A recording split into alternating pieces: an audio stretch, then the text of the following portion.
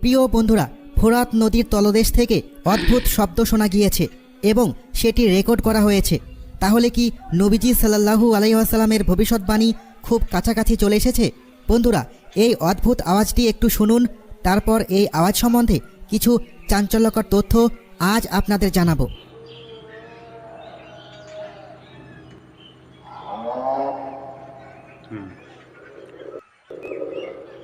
বন্ধুরা, এই নদী থেকে বহু ভয়ঙ্কর ও অদ্ভুত ঘটনা রেকর্ড করা হয়েছে।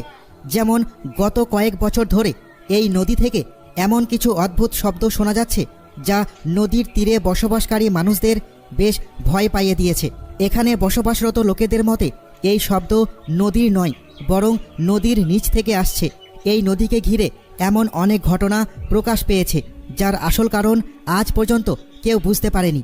কেউ জানে না যে এই নদী থেকে আসা এই অদ্ভুত শব্দগুলো কেমন এবং এই শব্দগুলোর কিয়ামতের আগমনের সাথে কোনো সম্পর্ক আছে কি না। বন্ধুরা, এটি এমন একটি নদী যার শুকিয়ে যাওয়ার অপেক্ষায় রয়েছে দাজ্জাল, এবং এমন একটি নদী যা কিয়ামতের আগে উল্লেখিত লক্ষণগুলো প্রকাশ করতে শুরু করেছে। এমন একটি নদী যার শুকিয়ে যাওয়ার পর কিয়ামতের আগমন নিশ্চিত বলে মনে করা হয়। ফুরাত নদী এশিয়ার সবচেয়ে দীর্ঘ ও অত্যন্ত গুরুত্বপূর্ণ নদী।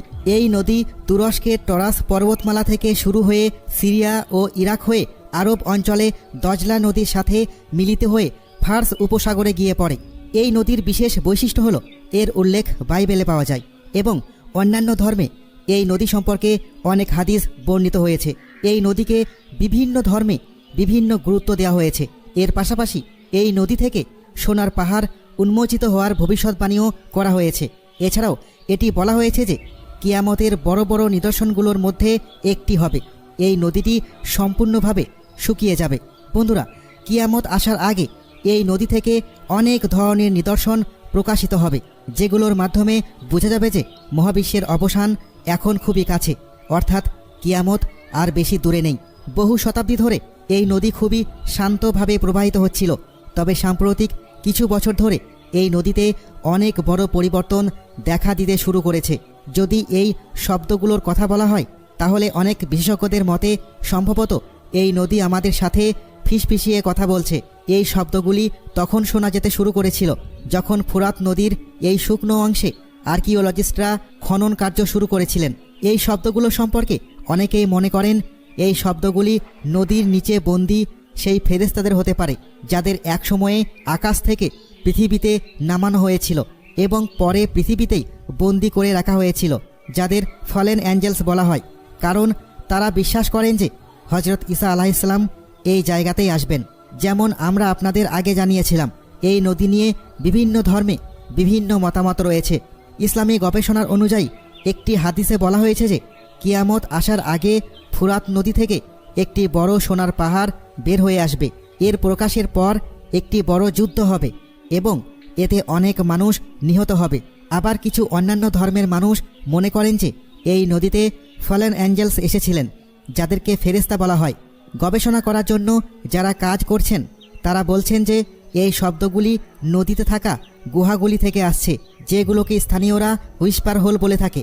আবার কিছু ধর্মীয় ব্যক্তির ধারণা হলো এখানে হয়তো কিছু জিন থাকতে পারে, যারা নদীতে ঘটিত পরিবর্তনগুলির কারণে বিপর্যস্ত হয়ে পড়েছে। এই নদী সম্পর্কে আরও বলা হয়েছে যে এটি সাধারণ কোনো নদী নয়, বরং এটি আধ্যাত্মিক জগৎ এবং আমাদের পৃথিবীর মধ্যে এক ধরনের সীমানা হিসেবে কাজ করে।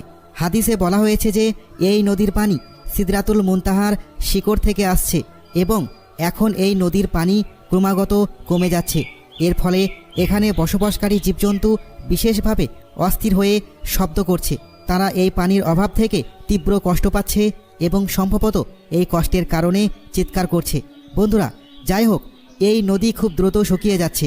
অনেক বিশেষজ্ঞদের মতে যদি এভাবে চলতে থাকে তবে 2040 সালের মধ্যে এই নদী পুরোপুরি শুকিয়ে যাবে। এটি আমাদের জন্য অত্যন্ত বিপজ্জনক বিষয়, কারণ এর সম্পর্ক ইসলামে কিয়ামতের কাছাকাছি আসার সম্পর্ক। এটি কিয়ামতের কিছু নিদর্শনগুলোর মধ্যে একটি, যা কিয়ামত প্রকাশিত হওয়ার আগে পূর্ণ হতে হবে। বন্ধুরা, 2022 সাল 6 জুন একটি বড় খবর সামনে আসে। এতে বলা হয়েছিল যে এই নদীর শুকানোর ফলে 3500 বছর পুরানো একটি প্রাচীন বসতির সন্ধান পাওয়া গেছে। আর্কিওলজিস্টদের মতে এই বসতি 1475 থেকে 1275 খ্রিস্টপূর্বাব্দের মধ্যে গড়ে উঠেছিল। এই শহরটি বাগদাদ থেকে 100 কিলোমিটার দূরে ফুরাত নদীর তীরে আবিষ্কৃত হয়েছে। এটি মানব ইতিহাসের প্রথম শহর হিসেবে পরিচিত ছিল, যার সংখ্যা ছিল 3 লাখেরও বেশি।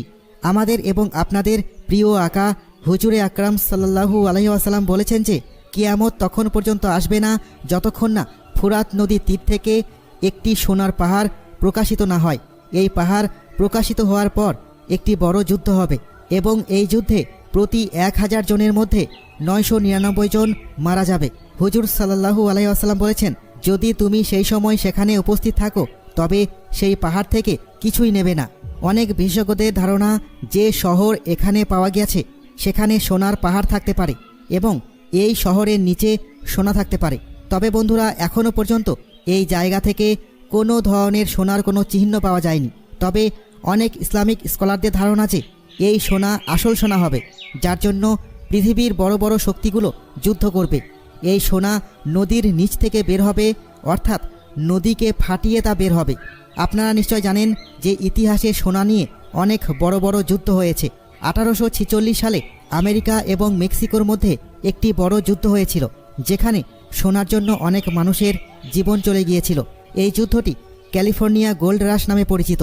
ঐতিহাসিকরা বলেন যে এই যুদ্ধে প্রায় 1 লাখেরও বেশি আমেরিকান নেটিভ মারা গিয়েছিলেন। ইতিহাসে এমন অনেক যুদ্ধ ঘটেছে যেখানে মানুষ সোনার জন্য একে অপরের বিরুদ্ধে যুদ্ধ করেছে এবং একে অপরের শত্রু হয়ে গেছে। এখন আপনি যদি ভাবেন আজকের পৃথিবীতে যেভাবে পরিস্থিতি তৈরি হচ্ছে এবং অবিরত যুদ্ধ চলছে, তখন কি পরিস্থিতি হবে যখন এই সোনার পাহাড় বের হবে? হতে পারে এই পাহাড়ের কারণে বিশ্বযুদ্ধ শুরু হয়ে যাবে। ভাবুন তো কত বড় সোনা হবে যার জন্য এমন যুদ্ধ হবে, এবং যেটি হাদিসেও বর্ণিত হয়েছে। প্রিয় বন্ধুরা, এটি সেই ফোরাত নদী যা সম্পর্কে দাজ্জাল এক দ্বীপে হজরত তামিম আদ-দারি রাদিয়াল্লাহু তাআলা আনহুকে প্রশ্ন করেছিল। অর্থাৎ দাজ্জালও এই নদীর শুকানোর অপেক্ষায় রয়েছে। আমাদের সেই বড় এবং ভীতিকর পরিস্থিতির জন্য নিজেদের প্রস্তুত করতে হবে, কারণ কিয়ামত খুব দ্রুত আমাদের কাছে চলে আসছে।